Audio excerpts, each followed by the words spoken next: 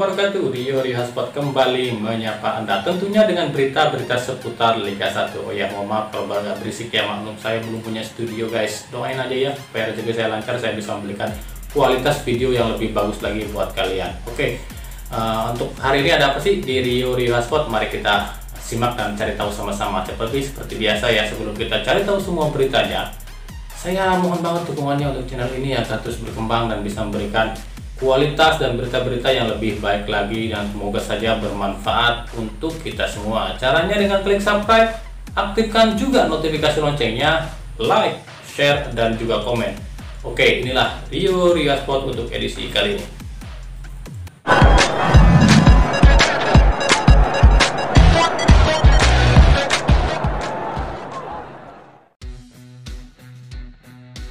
Persib Bandung akan melakoni laga seri 4 dan 5 di Bali dan harus bertanding malam hari terus. Terlihat di jadwal PT LIB di seri 4 dan 5 ini, Persib tak akan main sore, selalu pukul 20.30 atau 20.45. Pelatih Rene Albert sendiri mengaku pasrah dan tak masalah main malam. Malah Persib sedikit diuntungkan jika bermain malam hari di Bali. Pasalnya cuaca Bali memang sangat panas, bahkan pada pukul 20 malam suhu di Bali mencapai 26 derajat Celcius. Sementara itu jelang lawan Persita Tangerang, kedua kelompok supporter yakni Boboto dan Laskar Benteng Viola mengaku antusias dan penasaran dengan laga ini, terutama pada sosok bomber di kedua belah kesebelasan. Aroma Brazil akan tercium di laga ini, di mana duo cadas yakni Catanhede dan Da Silva milik Persib akan berhadapan dengan duo cadasnya Persita yakni Cardoso dan Nicolas. Jika David dan Cardoso, mungkin para supporter sudah tahu gaya bermainnya, namun Catanhede dan Nicolas ini pertama kalinya bermain di Indonesia. Menarik untuk disaksikan.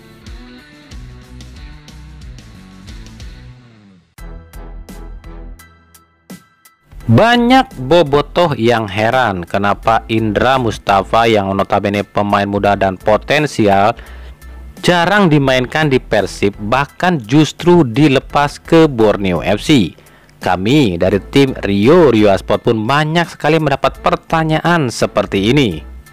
Sebenarnya kami tak mau membahas ini, pasalnya kami tak mau dianggap hoaks atau menjatuhkan pihak-pihak tertentu, terutama sang pemain. Sebenarnya sejak era Mario Gomez lepas dari Persib, Indra adalah salah satu pemain Persib yang paling sering melakukan indisipliner. Tim kami sempat beberapa kali memergoki Indra mangkir saat latihan. Terkadang Indra pun sering telat datang untuk latihan dan juga berbagai tindakan indisipliner lain. Itu pun dibenarkan oleh salah satu staf ofisial Persib yang kami tak bisa sebutkan namanya.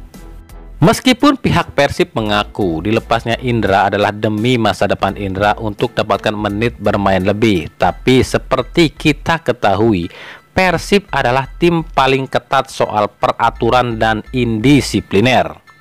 Seperti contoh, pemain sekelas EJ Cilenduasel saja pada musim 2019 yang notabene tumpuan utama Persib kala itu sempat diparkirkan dan tak diturunkan pelatih karena berbagai tindakan indisiplinernya.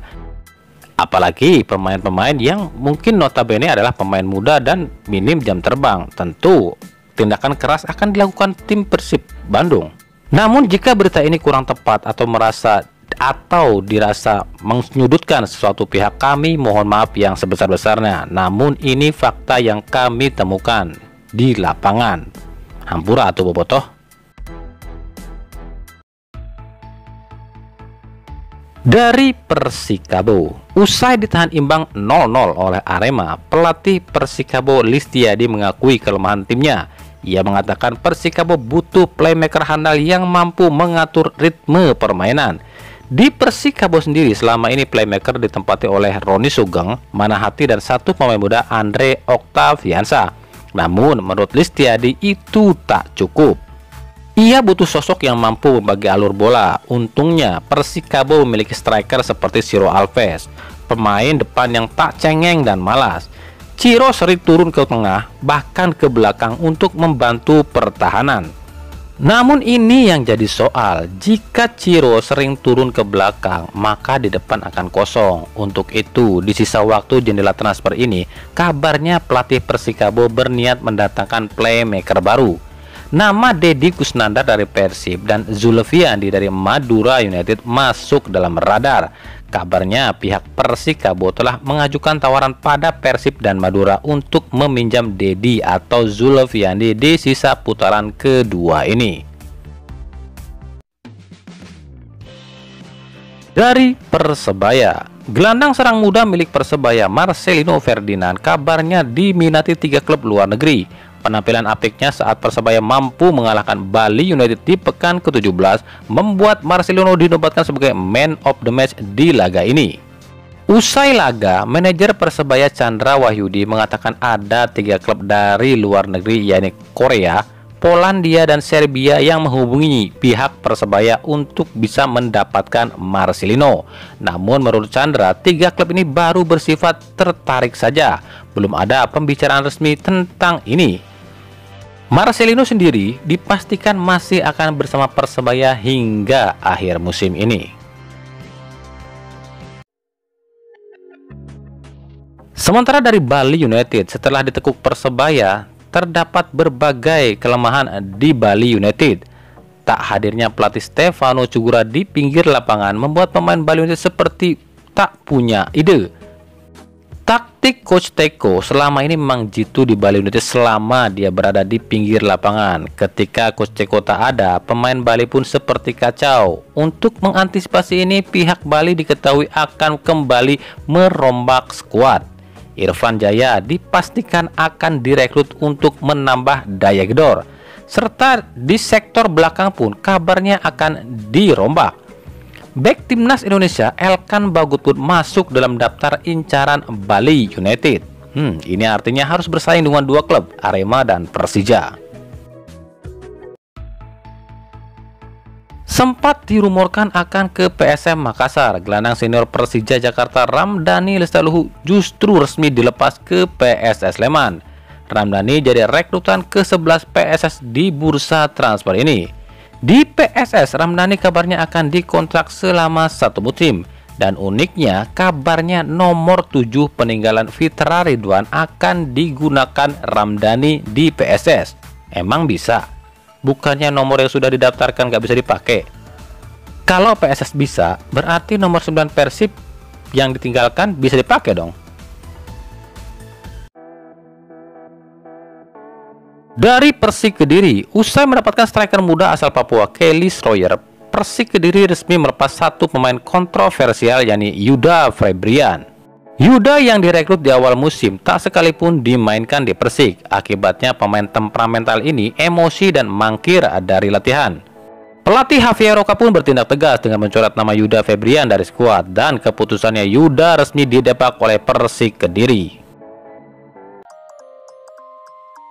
Usai tiba di Indonesia dan menjalani karantina, pelatih timnas Indonesia Sintayong mengaku dapat instruksi dari Presiden Republik Indonesia Joko Widodo.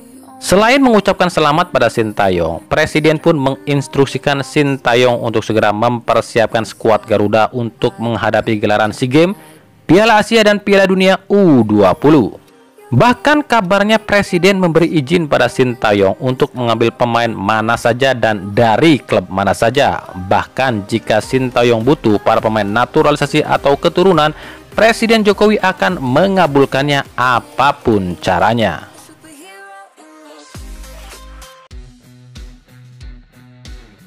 PSM Makassar dikabarkan resmi mendatangkan slot asing Asianya untuk menggantikan bek tur Talgat Ulu. Ia adalah pemain asal Australia. Menurut Presiden PSM Munafri Aminuddin, pemain itu tengah jalani karantina di Jakarta. Namun Api tak mau sebutkan namanya. Alasannya ia takut pemain ini batal direkrut.